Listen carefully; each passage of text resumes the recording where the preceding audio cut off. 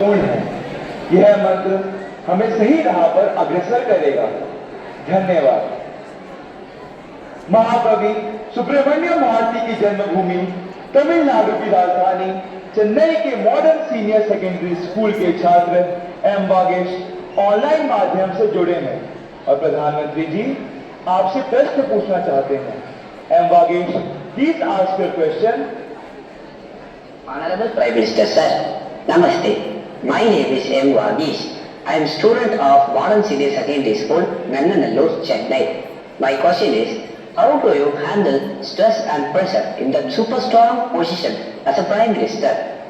What is your key factor of controlling stress? Thank you. आप भी बनना चाहते हैं क्या? तैयारी कर हो गया? धन्यवाद एम वागेश। आज की परिचर्चा का अंतिम प्रश्न देवभूमि उत्तराखंड जो अपनी प्राकृतिक कृष्णा के लिए प्रसिद्ध है, उधम सिंह नगर स्थित डायनेस्टी मॉडर्न गुरुकुल अकेडमी की छात्रा स्नेहा त्यागी ऑनलाइन माध्यम से जुड़ी हैं और प्रधानमंत्री जी से प्रश्न पूछना चाहती हैं। स्नेहा, कृपया अपना प्रश्न पूछिए। अतुल्य है, अदम्य साहस का परिचय है आप। युगे युगे के निर्माता, अद्भुत भारत का भविष्य है आप। देवभूमि उत्तराखंड से आदरणीय प्रधानमंत्री मोदी जी को मेरा स्पष्ट प्रणाम। मेरा नाम स्नेहा त्यागी है। मैं डायनेस्टी मॉडर्न गुरुकुल अकादमी पिंकी फार्म खटीमा उधम सिंह नगर की कक्षा 7 की छात्रा हूँ।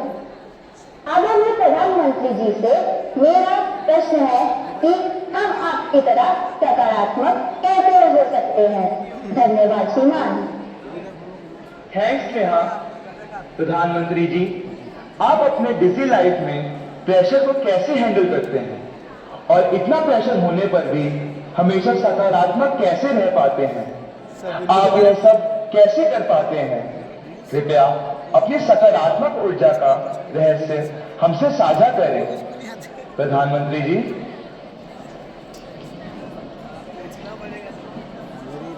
इसके कई जवाब हो सकते हैं। आपके जैसे सकारात्मक रहेंगे। एक तो मुझे अच्छा लगा कि आपको पता है कि प्रधानमंत्री को कितना प्रेशर झेलना पड़ता है।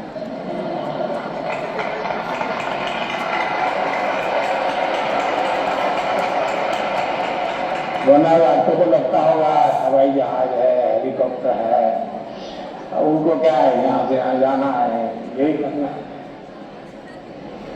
लेकिन आपको पता है कि भांति भांति ये सुबह शाम दरअसल हर एक के जीवन में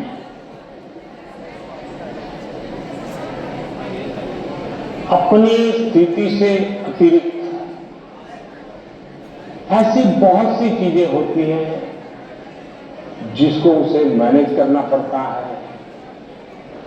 जो उसने सोचा नहीं वैसी चीजें व्यक्तिगत जीवन में भी आ जाती है, परिवार जीवन में आ जाती है और फिर उसको उसे भी संभालना पड़ता है। अब एक नेचर ऐसा होता है कि भाई बहुत बड़ी आंधी आई है, चलो कुछ पर बैठ जाए, निकल जाए। कुछ संकट आया है, नीचे मुंडी करो यार, समझ जाएगा। शायद ऐसे लोग जीवन में कुछ अचीव नहीं कर सकते। मेरी प्रकृति है और जो मुझे काफी उपकारक लगी है, मैं हर चुनौती को चुनौती देता हूं।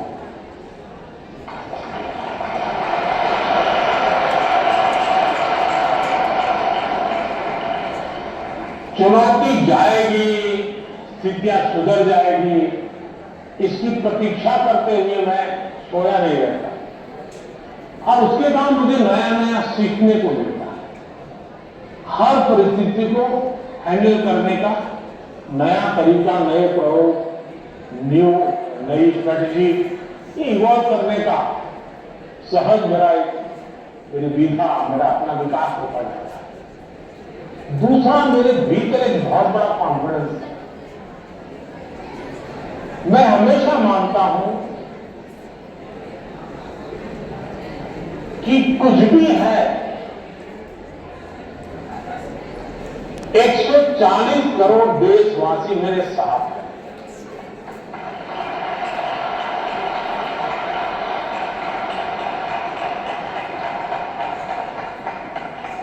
अगर 100 मिलियन चुनौतियां हैं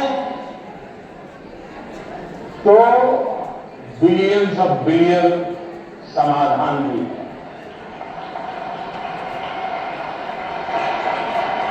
मुझे कभी नहीं लगता है कि मैं अकेला हूं। मुझे कभी नहीं लगता है कि मुझे करना है। मुझे हमेशा पता होता है मेरा देश सामर्थ्यवान है, मेरे देश के लोग सामर्थ्यवान है, मेरे देश के लोगों का मस्तिष्क सामर्थ्यवान है। हम हर चुनौती को पार कर जाएंगे।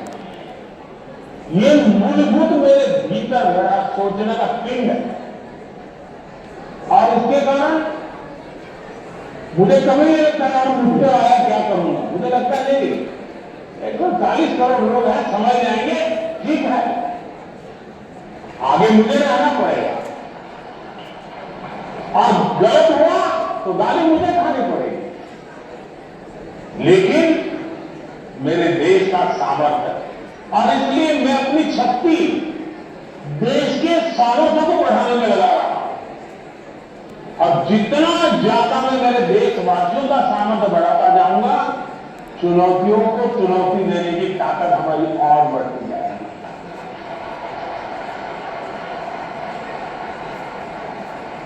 अब हिंदुस्तान की हर सरकार को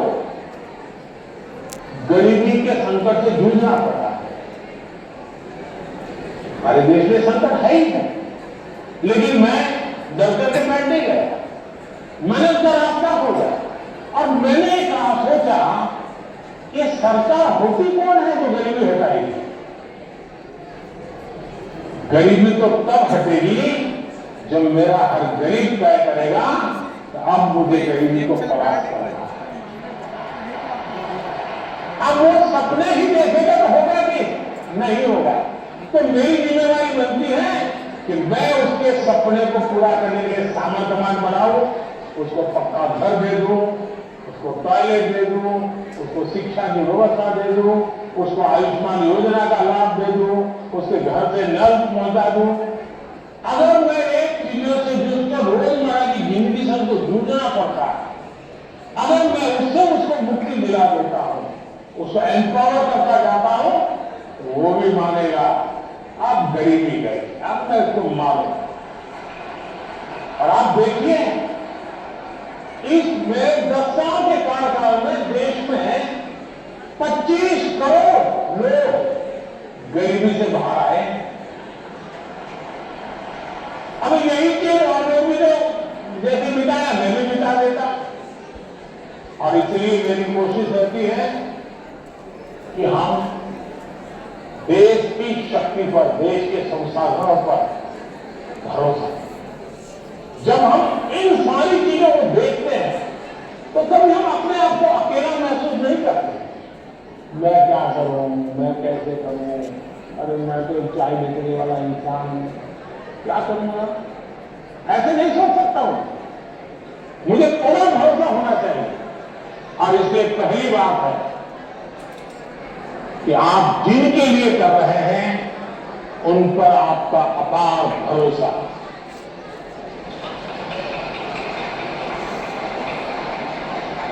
दूसरा, आपके पास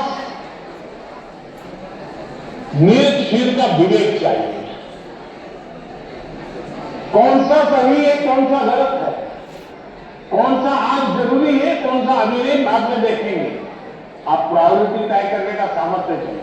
वो अनुभव से आता है, हर चीज को एनालाइज करने से आता है। मैं दूसरा प्रयास ये करता हूं।